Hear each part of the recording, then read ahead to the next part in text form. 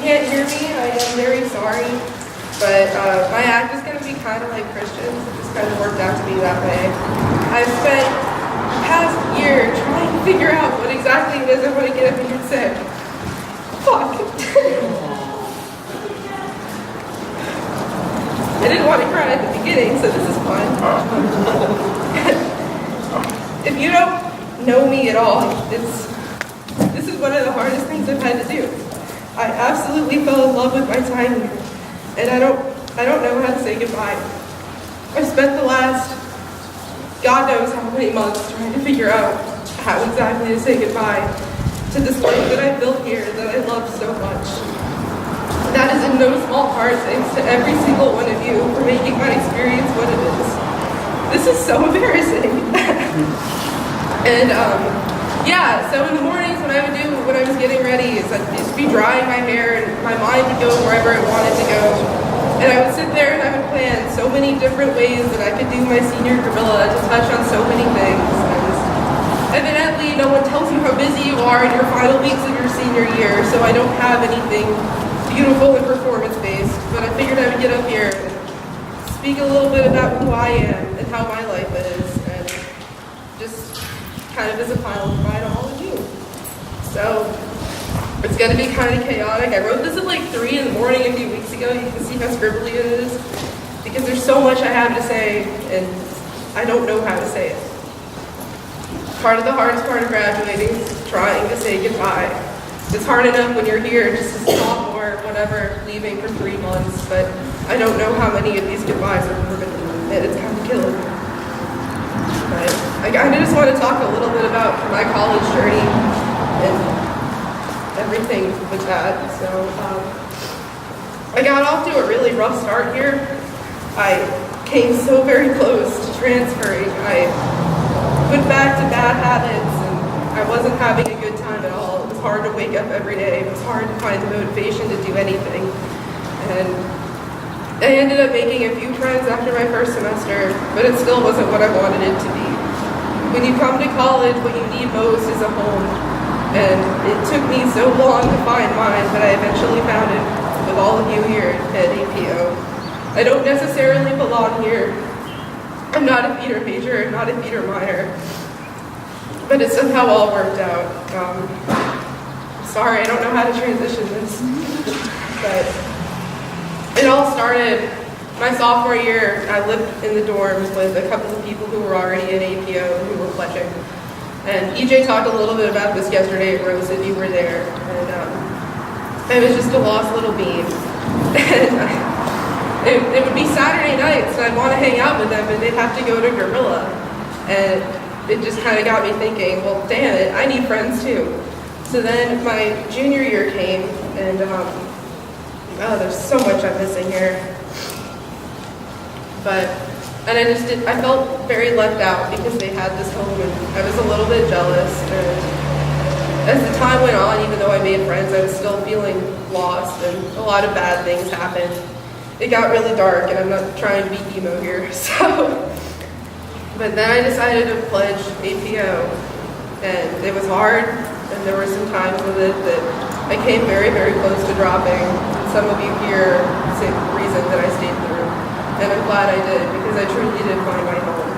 And it was through APO that I found an outlet for creativity that I did not know I needed. I'm an analytics major. It's very boring, it's very numbers-based, but I still love it. But you need that creativity in your life. And ooh, I got quiet. I always wanted to be a theater kid throughout high school, but I would audition, and finally my theater teacher, he pulled me aside and he said that if I ever set foot in the theater again, we would have an issue, because I kept auditioning and he didn't want me to. So I kind of had to give up on that, so I found you guys. And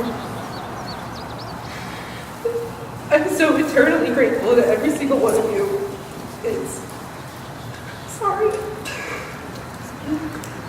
It's through APO that I found that I love to do. I was assistant stage manager thanks to Amanda with Greater Giving. That revolutionized everything for me. And I ended up taking acting 1 on majors, which is kind of a joke of a class, but it's so much fun. And I wish that I could be as talented as you all, because you have this just wonderful gift to get up there and do what you love, and theater is just so beautiful. And thank you for allowing me the opportunity to do that and to grow and to really just foster that creativity inside that I think we all really need in the world to benefit from. What we do is so important, to get up there and to just convey reality through different perspectives. It's just so powerful. So powerful. And I know this is a mess, and I'm sorry I had this whole thing planned, but that didn't go out as planned. But the whole theme of what I wanted my senior Guerrilla to be was just unspoken words and trying to find a way to say goodbye, because it is so much harder than you think it will be. And so I just kind of want to start. I have a list of just random shit that I want to say thank you, that a lot of you probably don't even remember, but some of the smallest things can mean so much to so many people. First and foremost, I want to thank Tristan, Noah, and EJ, and Jada and Parker for being there for me my sophomore year and introducing me to what APO was. Had it not been for them, I can't imagine where I would be now. It's through them that I'm here. Effie's birthday party a few years ago, it was the summer before my junior year. Elizabeth Blewett dragged me to a birthday party for this girl I didn't know very well. Her name was Effie. She would eventually become my big, and that party was when I decided to join. Carlos pulled me aside, I had the video of it, and he sang Lady Gaga in my ear, and that was the first moment that I genuinely felt as though I had a home where I belong. Megan Hill, there was this one moment during Hell Week, and even through Hell Week, I still wasn't sure that I truly belonged, because at the end of the day, I really had no place here. I don't know why you guys let me in, but you had me act as you in Fiddler on the Roof, and I was just absolutely terrified that I would embarrass you. And you ended up liking it so much you made me do it again. And that was kind of one of those moments where I felt as though I found people.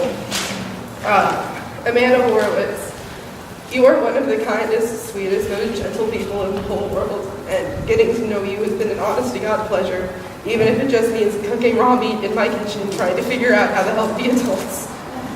Brandon, who isn't here right now, I met her this year. She's one of those people that you just know is going to be in your life forever, no matter how far of a distance you go. I fully expect her to be a bridesmaid at my wedding, and she's, again, meant the world to me. Ross Birdsong. I see you all around Rojo. It doesn't mean I don't really talk to you much. We've never had a chance to interact, but you still say hi to me every time. And I love that. It's just so warm and welcoming. Oh my God. Bailey Fletcher. Do you remember the first night we met? Probably not. Jada, Noah, and Tristan had invited me to a movie night at somebody from APO's house. Yes. And I'm like, okay, are you guys sure I can come? I'm not a member, no one knows who I am. And we roll up to your house. They had me go first for some dumb reason. I knock on the door, you open, you go, who the hell are you? I ended up falling asleep on his reclining chair in such a position that I snored through the second movie. It was really embarrassing, but here we are. And I can't get up here and talk about my experiences with APO without talking about a little incident that happened on a porch.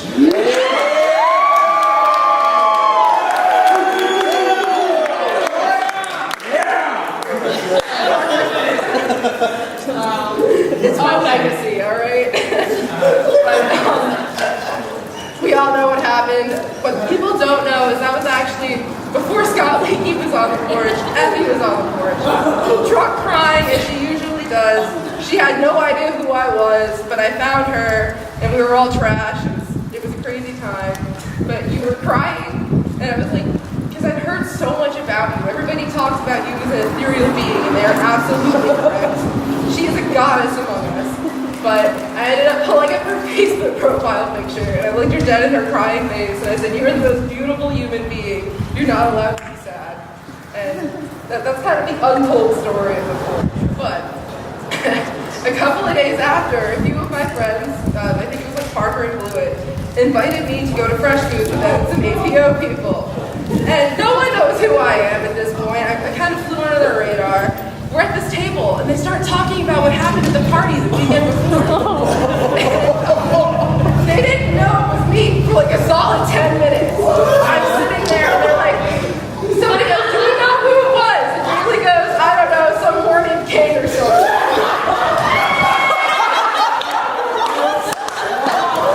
Sorry, I forgot to roast you yesterday. But, so as we're sitting there, Parker turns beet red. He's like about to pass out in the chair.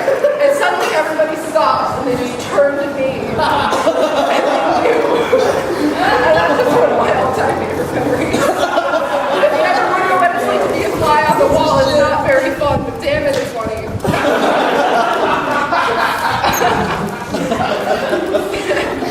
Also from that night, Scott came in, everybody was giving him high fives because, you know, that happened. Once I got my clothes out of the pot, because I threw all of my clothes into a wet flower pot.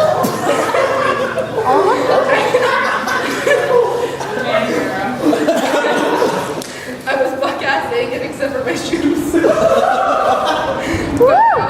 I had the time to put my underwear in my purse because they were too wet to wear.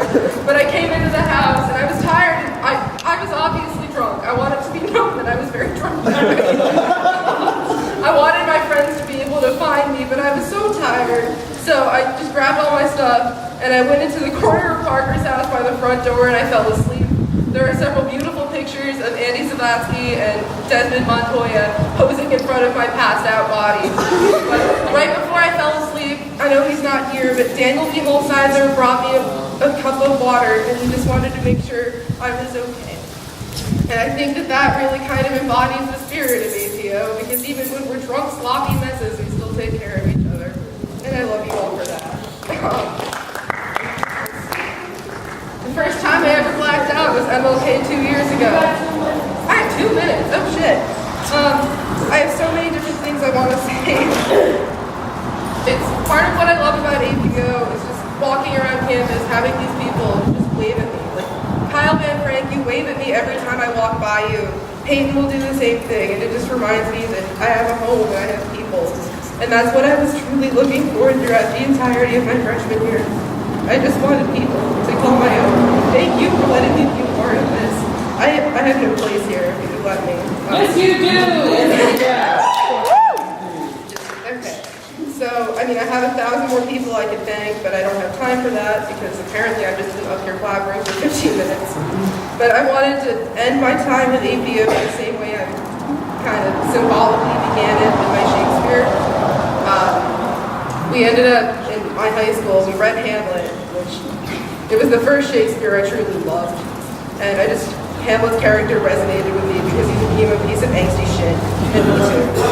And we were just reading it, and there's just some really good life advice, and I chose that to be my 14 lines. I just want to read that as kind of my final goodbye.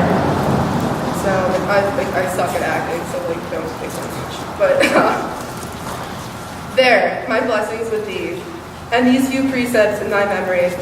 Look, thou character, give thy thoughts no tongue, nor any unproportioned thought his act. Be thou familiar, but by no means vulgar. Those friends thou hast, and their adoption tried, grapple them unto thy soul with hoops of steel. But do not dull thy palm with entertainment of each new hatched, unfledged comrade. Beware of entrance to a quarrel, but being in. Bear that the opposed may beware of thee. Give every man thy ear, but few thy voice. Take each man's censure, but reserve thy judgment. Costly thy habit as thy purse can buy, but not expressed in fancy, rich, not gaudy.